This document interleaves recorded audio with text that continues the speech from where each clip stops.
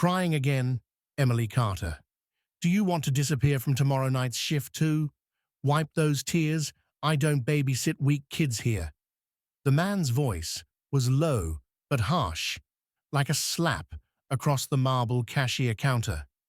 Nearby, VIP customers flinched, while the girl named Emily Carter froze like a statue. Emily's face tilted slightly downward, her chin trembling. Both shoulders pulled inward, her fingers gripping the edge of a paper gift bag, knuckles pale from clenching too hard. The corners of her eyes shimmered under the boutique lights. Her neatly pinned hair had come undone today, a few strands sticking to the back of her dark uniform. Her high heels wobbled as she bent to pick up the fallen receipt roll. Her movements were hurried and clumsy, her short breaths caught at her chest, refusing to sink into her stomach. Facing her, Victor Sanders, the floor manager, held his chin high, one hand on his tablet, the other propped at his waist. His face was as cold as the glass display showcasing limited edition bags. The corner of his mouth curled with a sneer reserved for those weaker than him. The flagship Celeste Maison boutique, a place that should smell of orchids, with staff smiling as they serve mint tea, now felt suffocating.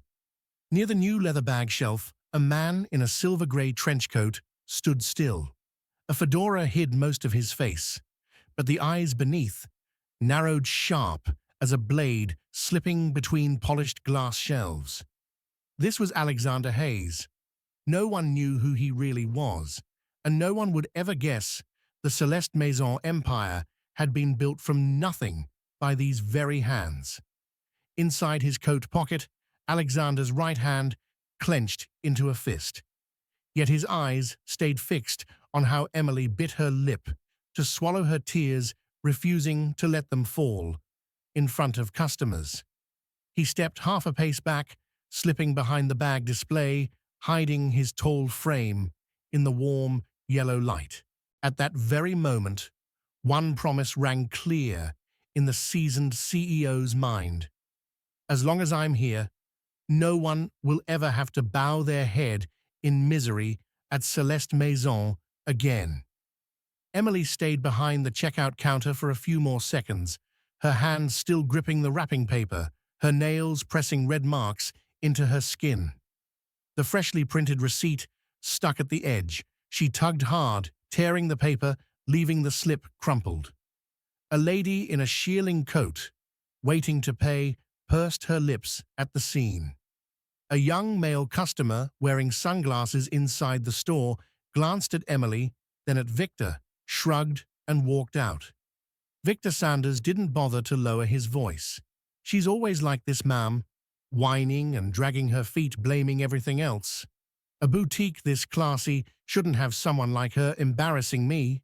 With that, he swept his gaze across the store, like a wolf patrolling its territory. His eyes brushed over a figure bent down inspecting silk scarves, but he assumed it was just another customer. He had no idea the man standing just meters away was Alexander Hayes, the very owner of every marble wall around him. Alexander pretended to run his fingers over the pastel silk scarves, his hand trembling slightly with anger. He looked at the sign on the wall, "Welcome to Celeste Maison, where you are seen, heard, and valued." That promise had once been his vow as a 24-year-old boutique floor cleaner. Lowering his head, he slowly slipped past the limited edition leather bag display, moving closer to the VIP lounge area. A young employee with messy hair, in a black uniform, who had just arranged a stack of gift bags, saw him and gave a shy nod. "Hey, I'm Lucas Miller. Are you new here? Be careful, don't let Victor notice you." Lucas Miller, 20, is a design student working part-time. He whispered, "First day, just keep your head down and work. Ask too many questions here and you'll invite trouble." Alexander suppressed a strained smile. He lowered his voice, sounding like any ordinary staff member. "Lucas, how long have you been here?" Lucas packed another gift box, mumbling, "Almost a year. This boutique used to be packed. Everyone loved working here. But ever since Victor came, if you call in sick or miss a shift for finals, your hours and bonuses get cut. If you want to keep your shifts, you'd better play along." Alexander nodded slowly. Pieces in his mind began to align. Revenue reports showed slight growth. Customer ratings dropped. An anonymous letter had arrived at the CEO's office with a single line, "Someone's about to be unfairly fired at the flagship. Please don't trust the reports, see it for yourself." Back then, the regional directors had scoffed, probably just students whining for a raise. But seeing Emily today, seeing Lucas so wary, Alexander knew someone had tried to scream through silence. He glanced at the row of mirrors. Reflected back, Emily was still bent over scanning the next customer's code. Her eyes no longer sparkled with service warmth, only swollen and red, ready to burst. Victor stood at a distance pretending to chat on the phone, but his eyes kept flicking to the struggling girl. Alexander turned away, his hand brushing the glass display, icy cold. How many expense reports and payroll sheets had he checked? How many polished regional meetings had he believed? Yet one muffled sob in the most expensive flagship had ripped it all open. Behind the gleaming marble lay a rotten smell, and today he had smelled it. Celeste Maison at night was beautiful, in a way daylight could never match. When the flagship boutique dimmed its lights, the crystal chandeliers cast a glow over the polished marble floor, while the shadows of mannequins draped in limited edition bags stretched long, looking like silent witnesses from afar. Alexander Hayes leaned against the glass wall near the VIP lounge. From where he stood, he could see straight to the cashier counter, the display shelves, and the milk-white door leading into the staff room, the employee break room that few outsiders ever dared to enter. The last group of VIP clients had just left, leaving behind a lingering mix of expensive perfume and the warm scent of mint tea on the lounge table. Victor Sanders, wearing his fake service smile, escorted them to the door, then shot a glance at Emily Carter, who was wearily tidying up the cashier area.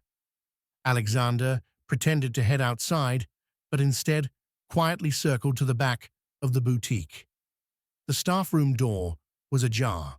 Even the tiniest crack was enough for him to hear the one sound he never wanted to hear. Inside the store that bore his name, real crying choked, broken as if someone was squeezing her throat shut. Emily sat curled up on a bench against the wall, her uniform still neat, her hair still pinned, but her head hung low, shoulders trembling. Her hands clutched a thin payslip, her fingers shaking so hard that the paper rustled a sound that stabbed at the heart. Emily's voice was fragmented so soft it seemed afraid the walls would hear, "My baby, still in the hospital. I begged for extra shifts. Victor said, I'm unreliable. This month's rent is short. I can't. A quiet male voice tried to soothe her. Lucas Miller, the part-time student from earlier.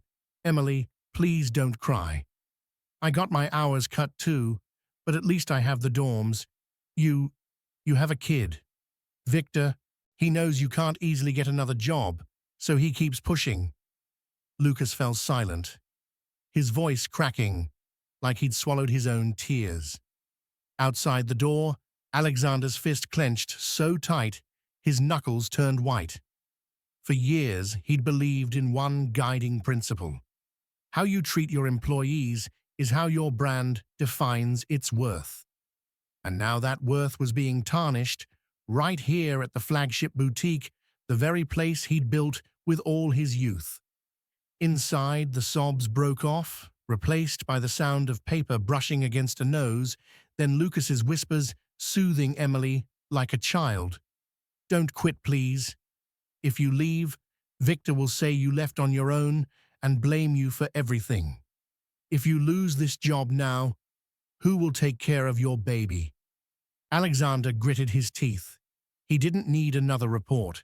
Emily's sobs were the truest, most painful report, the only one he trusted now. He stepped back from the door, drifting back to the display area like a ghost. Victor was still by the counter, leaning in a fake conversation on the phone, laughing.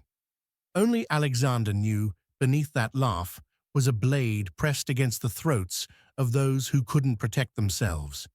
The Celeste Maison flagship boutique closed its doors when the clock struck 10 p.m. Under the pale yellow streetlights of the staff parking lot, the early November chill slipped through the seams of Alexander Hayes's faded silver trench coat. Half hidden behind a lamppost, he kept his eyes on Emily Carter's back. The girl who had just wiped down the cashier counter bowed to the last customer and forced a smile to mask her swollen eyes. Emily slowly opened the trunk of her old silver-gray sedan, its paint chipped in patches. The rear window was taped up to keep rain from leaking in. Inside the back seat was cluttered with hospital papers and a few worn-out teddy bears. She opened her wallet. A fake leather wallet, edges frayed, zipper loose. Inside were a few utility bills, an ID card, and a thin coin pocket nearly worn through. She turned the wallet upside down. 3 coins dropped into her palm, clinking with a meaningless clink in the vast, empty lot. Emily stared at them, her throat tightening. Her shoulders dropped, then trembled. A gust of wind blew through plastering stray hair to her cheek, tears sliding out before she could wipe them away. She sank down beside the car tire, still clutching the empty wallet. Her lips stayed shut, but sobs forced their way out, no longer containable. Emily's cries echoed under the parking lot lights, rawer than any complaint.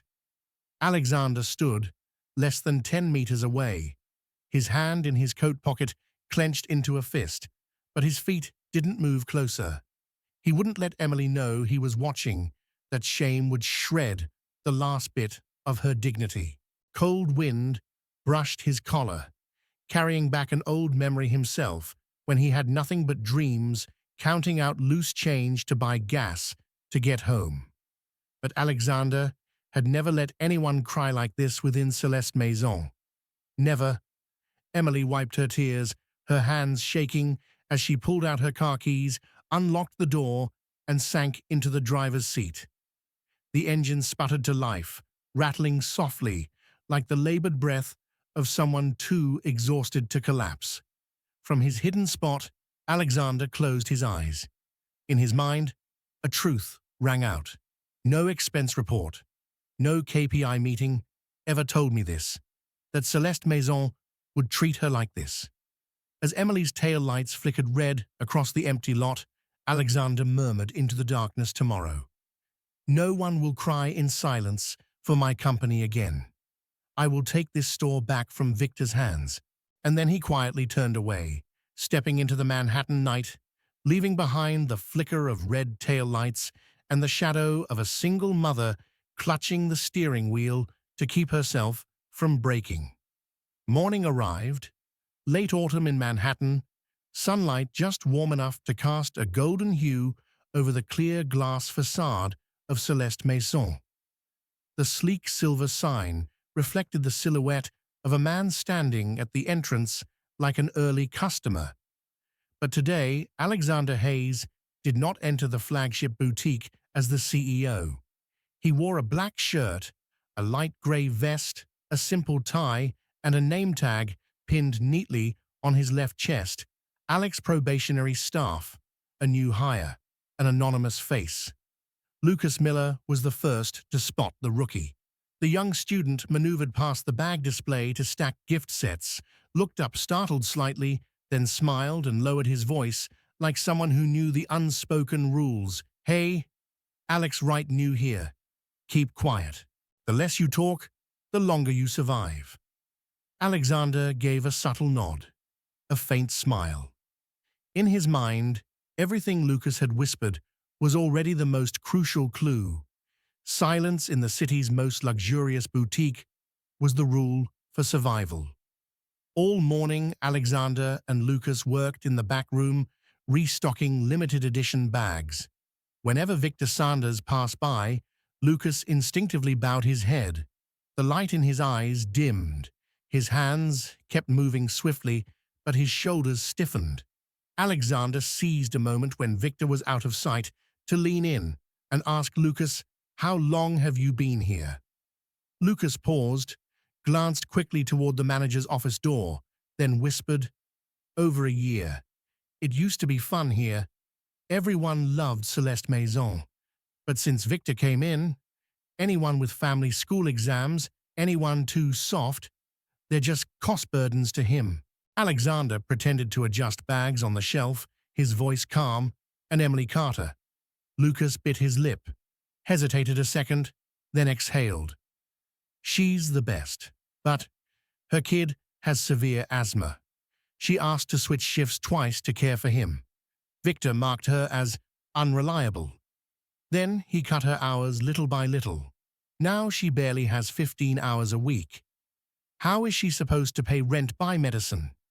Alexander swallowed the lump of rage stuck in his throat. He remembered the flagship's monthly report, clearly optimize labor, reduce hours for inefficient positions. That word, inefficient, turned out to mean the vulnerable. During the lunch break, he made an excuse to wipe down the counters and slipped into the manager's office while Victor and the supervisors were out for lunch. On the computer screen, the shift schedule looked like a blueprint for exploitation. Emily Carter cut from 35 hours a week down to 12. Lucas Miller halved. Anna Collins note frequent leave childcare. Meanwhile, Victor's inner circle staff had steady 40-hour weeks plus internal bonuses. Alexander captured the entire schedule, transferred it to a personal file on a USB drive hidden deep in his vest pocket. In the office corner mirror, he looked at himself through the name tag Alex Probationary Staff. Who would believe the CEO of Celeste Maison had to disguise himself as a stockroom worker just to uncover the ugly truth hidden behind shelves of luxury leather bags? Alexander placed his hand on the edge of the desk, whispering just to himself, "Victor Sanders, I will drag you out of here with my own hands. Tonight, it all ends." That afternoon, the Celeste Maison flagship boutique appeared calm as always. VIP customers leisurely browsed leather bags, staff tiptoed around, offering polite greetings, and the lounge table was set with Earl Grey tea and chilled champagne. But no one knew a storm was about to erupt right in this lavish hall. Victor Sanders, crisp in a tailored black suit, leaned against the cashier counter, swiping through next week's shift reports on his tablet. A smug smile tugged at his lips. Every hour cut, every bonus trimmed. He remembered each one. Another neat cost per staff report meant another round of praise. Nearby, Emily Carter timidly checked the inventory. Lucas Miller pushed a bag rack eyes, darting nervously to Victor, then back down. And then a figure strode steadily from the far end of the boutique, heading straight for the counter. No more Alex Probationary Staff name tag. No more borrowed black work shirt. Alexander Hayes now wore a charcoal bespoke suit, a Celeste Maison logo pin gleaming on his lapel. He walked between rows of limited edition bags like the true owner returning home. A few employees spotted him, hearts skipping a beat. Lucas started to bow, but Alexander subtly shook his head, signaling for silence. Alexander stopped just 3 steps from Victor Sanders. The entire boutique fell into a hush so thick it swallowed every breath. Victor looked up, his face paling for a split second before he masked it with a smile. "Mr. Hayes, I didn't know you'd be visiting." Alexander didn't answer immediately. He locked eyes with Victor. Those eyes, Victor had only ever seen them through boardroom screens, never this close. Alexander's voice was calm, but sharp as a blade sliding across glass. What do you call cutting the shifts of Emily Carter, Lucas Miller, Anna Collins? Cost optimization. Victor shifted back a step, tilting the tablet toward Alexander. I was just following staffing quotas, sir. Employees who call out who run late. I'm just eliminating inefficiencies to keep the boutique hitting its KPIs. Alexander stepped half a pace closer, pressing Victor nearly flush against the counter. A child with asthma, a student needing to take finals, a single mother, all labeled inefficient in your report. Emily heard every word, her hand releasing the stack of inventory sheets. Lucas stood behind the bag rack, holding his breath. Sweat beaded on Victor's forehead as his eyes darted around the boutique, searching for anyone on his side, but every employee stood still silent. Nearby, VIP clients started to whisper, backing away to watch. Alexander lowered his voice, but it was clear enough for all to hear. I didn't come here to ask. I came to take back what you never deserved, to hold the right to run this flagship. Victor's hand trembled as he fumbled to unclip the keycard from his belt and set it on the counter. He stammered, Mr. Hayes, you're making a mistake. These people, they just want to be coddled. Alexander didn't let him finish. He tilted his head, his tone steady and low. They've worked under pressures you've never grasped. You only know how to squeeze, slash, and crush their last hope to polish your numbers. He picked up the keycard, turned his back eyes, briefly meeting Emily's stunned gaze. Victor opened his mouth to protest, but Alexander waved him off. Celeste, Maison does not shelter anyone who treats employees as headcounts. The boutique fell into a deeper silence, but within that silence, for the first time, Emily slowly lifted her face to the CEO, her eyes no longer filled with fear. Lucas clenched his fists, lips pressed tight, his eyes shining brighter than any crystal chandelier above. As soon as Victor disappeared behind the manager's office door, Alexander turned back to face the mix of stunned and newly hopeful faces. He stood right in the center of the flagship boutique hall, crystal lights overhead, spilling down his dark gray suit shoulders, gleaming off the Celeste Maison logo pin. Alexander locked eyes with Emily Carter, the woman who had once bowed her head under Victor's cruelty, now frozen as if she couldn't believe what she was seeing. His voice was low, but warm. Emily Carter, I've heard so much about how you serve our customers with your heart, not a fake smile. Emily clenched her hands, her lips pressed tight, eyes brimming, yet refusing to spill. Alexander stepped closer, his tone firm as a promise. From today on, I don't need a single KPI report to prove your worth. All I need is you standing here, keeping this boutique worthy of the promises I once made to it. The entire boutique held its breath. Lucas gave a small nod. A few other employees exchanged glances, brimming with relief, like chains had just fallen away. Emily whispered, her voice trembling, I cried in front of customers. I was told I couldn't be trusted. Alexander let a faint smile break through. And yet you're still here, still protecting customers, protecting your team. A title doesn't give you dignity, you claimed it yourself. He extended his hand. Assistant manager officially. From now on. Emily took his hand, nodded gently, her eyes misty, but her smile steady this time, as solid as the marble floor beneath her feet. 3 days later, the Celeste Maison flagship had transformed. No banners plastered everywhere, no loud announcements.